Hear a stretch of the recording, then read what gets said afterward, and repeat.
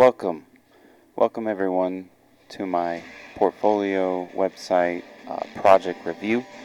In this video I'm going to cover 5 websites that I've developed over the last year. I'd say it's going to cover a time period between halfway through 2014 all the way up here till July of 2015. In this video I'm just going to walk through some client work I've done. I'm going to highlight 5 different websites. Here's a quick snapshot of 4 of them, and each one I'm just going to open up and walk through some screens and just kind of explain the functionality. The first site we're going to start with is called the International Electoral Accreditation Body, and it was developed for the Organization of American States located in Washington, D.C. This site's front end has a lot of menus, and each menu option, I'm not going to go into full detail, hosts various workflows, file upload procedures, and tasks. The majority of the website is available to the public, while some functionality in the site is limited to only those logged in. And then furthermore, there's even some functionality that's limited to only admin roles. Right now, I'm just going to walk you through a public search. It's available to anyone who's not logged in. They can gain particular data about information that's been stored in the site. I'm just going to walk through a couple of the menu options, not really go into full detail or explain everything that they do, but to just try to grasp at how many different things and ways this site stores data. This entire site is 100% custom. It's fully responsive. It was built to work for many different users doing very many different things. And this particular workflow I've just opened, the user is going to close out this training event. But before they can ever even do that, this particular record has a training course assigned to it.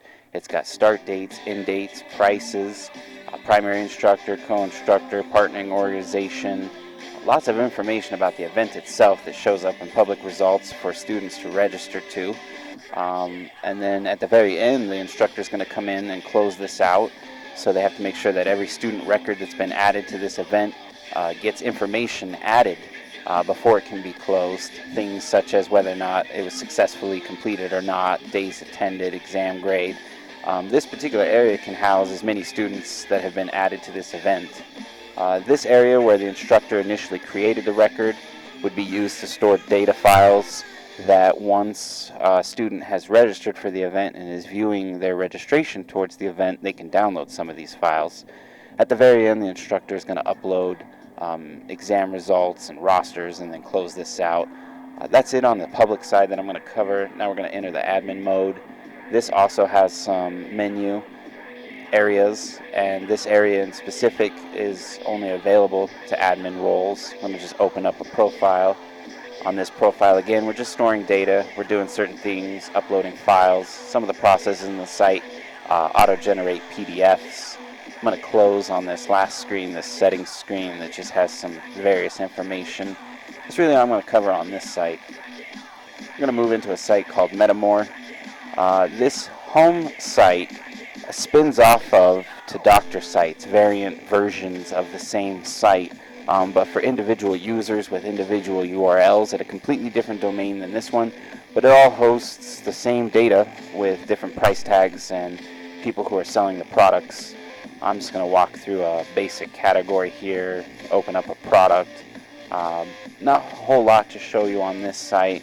On the back end, there's options for the admin users. On this screen, it just shows how there's many different URLs involved on a different domain, and how this basic domain that hosts the same data that affects all of these sites.